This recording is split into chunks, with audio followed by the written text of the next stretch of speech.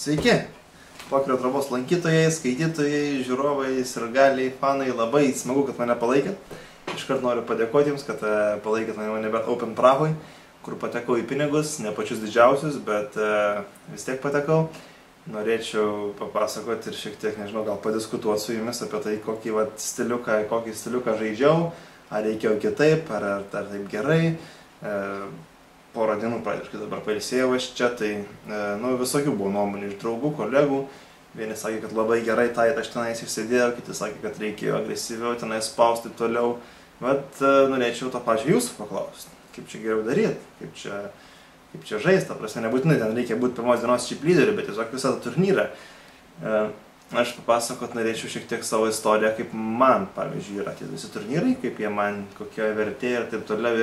Ir aišku, nepaslaptis, kad aš esu cash žaidėjas, aš iš vienų pinigų daugiau žaidžiu, o turnyrai man yra praktiškai, nežinau, gal 2-3 kartus, gal maksimum 4 per metus. Ir aš tenais, kas yra blogiausia, kad praktikos negaliu prisikaupti, kiek aš norėčiau, kad aš ten galėčiau juos valdyti, ten išmokti. Ir kas yra, kad jeigu tu loši ten 2-3 kartus per metus turnyrą, ten atėjęs į jį, netgi jeigu numanai, kad kažkokį labai gerą mūvą čia sugalvojai, kad jis apsimoka, taip toliau, jis ten veikia, gerai, 80%. Ir tu jį praloši, ir yra blogai, yra nemalonu, tu išlieki iš turnyro tenais. Jeigu, sakau, loši 2 kart per metus, o vieną iškart išlieki per tokį kažkokį mūvą, tau yra liūdna, ir kažkaip gaila netgi galų gale. Man panašiai buvo mano turnyrų karjerai, pačioj pradžioj, kada aš pokerio turnyrus pradėjau gyvai žaisti, kažkaip sugebėjau, nežinau, ten būdais patekti į šitos stalitus. Dabar neatsimenu pavadinimo, bet ten buvo ir EPT, PPT, ten visokie bla bla bla. Patekau, nuvažiavau ir galvoju, čia ten geras spotas, ten žmogus dreba, ten plaukai kruta, kažką reikia daryti, čia gal reizint, ir sugalvojai ten vokt, permušt, užsirauni greičiausiai kokių karalių, ten taip toliau, ir pralaši ten pusės teko, ten kada jau tu nieko nebegali paskui daryti, ir išlėkiai. Ir man tas pats buvo, ir taip gavosi. Ir tokio, nežinau, kaip vaikui, sakykime, jeigu jis tenais liečia ugnį, ten jisai po antro karto nudega, ten paskui nebeliečia jos. Tai man panašiai. Ir pirmi turnyrai mano tokie buvo. Ir aš pasidariau toksai tight žaidėjas, akmuoj, čia nėra bloga strategija idėja. Jeigu tu nesi profesionalus žaidėjas turnyrų, tai negi tokią strategiją aš tau pasiūlyčiau daryti. Sakau, nes, kas yra, tu daug dažniau patenki į pinigus. Jie nebus finalinio ten stalo pinigai baisiausiai, bet jie bus pinigai ir tau ten prie kelionės tikrai prisidės. Jeigu tu loši 2-3 turnyrus, tu net tos patirties nepristikaupsi galų gale, nes aš primetu, kad jeigu aš pats save kažkaip analizuoju, žiūriu, gerai, tu nuvažiuoji į turnyrą kartą tenais, matai žmogus ten, gerai, vėl dreba, ten prakaituoja, tu galvoji, aš čia kažko bijau, gal čia reikėtų reizinti, tu galvoji, kad, čia 80% bus greičiausiai labai geras reizas, ir jis nesuveikia, tu praloši, gal ten kaip Doma, sakykime, ten, kur su 9 buvo irgi ten prieš tai turnyras, man atrodo, nebetaupin irgi. Lyg ten gera proga, lyg gerai tenais viskas padaryti toliau, bet yra daug procentų tiesiog, kad tiesiog nepavykstas. Gerai, gal 70% kad pavyks, ta prasme, tau kaip ir užtenka to, bet 30% kad tu eisi namo. Ir dabar tu galų galę ten padarai tą dalyką, tu praloši ir tu neišmoksti kaip ir nieko, nes ką tu dabar, gerai, tas žmogus ten prakaitavo, ką dabar tu nusineši kitą turnyrą šitą patirtį, taip nebus. Nežinau, man taip atrodo, tiesiog jeigu tu žaidimą žaidži, tu žaisk tight ramiai ir tu nepraktikuok nieko, nesimokink tai nieko, nes ne vieta mokintis yra. Aš nežinau, kur mokintis, nes Lietuvoje tai yra, nežinau, kiek tenais, gal 40 žaidėjų maksimum yra turnyruose, tai tu ten nepalyginsi su 400 unibet ir ten dar daugiau. Tai tu mokintis tenais negali, tai tu būk ten tight, pasimk ten pinigus ir daugiau pasikliauk ant sėkmės. Jeigu nori mokintis iš kitos pusės, tada žais daugiau turnyrų. Jeigu tu tenais jau pretenduoji ten kažkoks taptelį ap turnyrų pro, tenais stengiasi ten važinėti. Tai tu važinėk vos ne kas savaitę, kas 2 į visus turnyrus, ten mokinkis ir ten vos ne pažink, gal net tos pačius žmonės, nes ten irgi yra ten kažkokie alergai, taip toliau, tą visą fiziologiją ten žmonių išmok, kaip ten jie elgėsi, ten blefuoja, neblefuoja, ten kojos kruta, nekruta. Tas yra gerai, bet sakau, ne tada, kada ten žaidžiu turnyrus. Aš tikrai esu žaidėjas, aš turnyrų nepropaguoju tiek, kad aš galėčiau mokintis kiekvienam jame ir kada aš nuvažiuoju į jį, aš nenoriu ten kažko naujo išmokti, aš tiesiog noriu daryti, ką aš moku jau dabar iki šiol. Gal tas yra tik tiesiog sėdėjimas tight, bet tai yra valio, kantrybė ten tobulinti, taip toliau.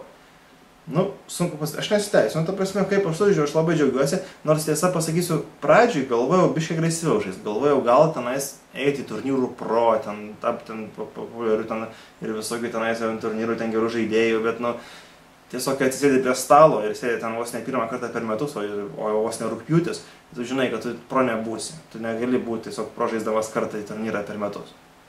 Ir tokia man mintis iškart kilo ir aš tenais iškart tie mano visi mūvai pasidarė tenais tokie taitesni ir aš ten ramiau viską žiūrėjau.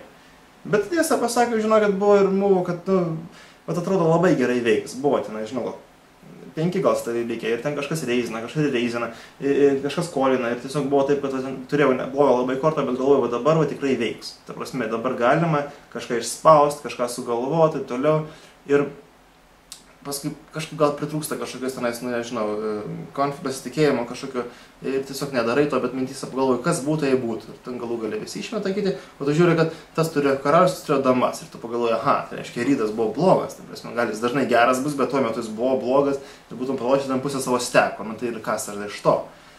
O ta mano strategija, o tokia tait yra sėdėjimo, nu jinai yra nebloga. Tai aišku, pasikliauju labiau sėkme kortų, negu kad savo ten sugebėjimais. Bet jeigu tu loši 2-3 turnyrus per metus, tu net negali tų sugebėjimų turėti. Tai ką tu čia tada vaidini?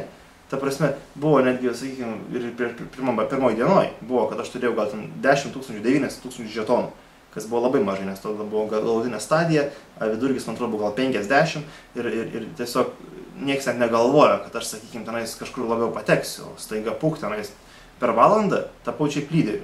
Tiesiog kiek nedaug reikia tam tos sėkmės, nes buvo, nu ką, 2 dalinimai, ten gal būdamas, karalius, ten kažką tokio, pasidvigubinau 2 kartus, ten blindą 1 kartą pavaigiau viskas, tu žetonus jau turi. Ir jeigu tu žaist žaidimui per daug nemoki, man atrodo, kad nu, nėra ko ten vaidinti pro, ar ten ale tapt geriausiu iškart per dieną. Žaisk tait, žiūrėk kaip kortos eina, ten lauk, nes, nu sakau, išsitaško visi, pradeda žaisti, dabar visi nori tapti pro, visi nebetom atvažiavę, ten, ale aš ten moku žaisti, ten blefuoju, nu ir išsiblefuoja visi, sėdi prie mano stalo, ten prie vieno, prie kito, trečio buvau, išlėkė visi, namo, nuėjo, ten liūdni, ten su dama 2, ten bandė kažką daryti, nesigavo eilinį kartą, nu ir ką darysim. Gal išmoko ten, jeigu ten žmogus krapšto nosį, tai tipo, ten tu, tipo, nu, neblefuok, nu tai valioji, ką jam kitam turnyrui padės. O tu sėdi ramiai, tai atsakau. Aš tai sėdėdamas patekau tarp 2-3 stalų, tai tu dar biškai sėkmės, tu žiūrėk ir į finalinį stalą atsisėsi.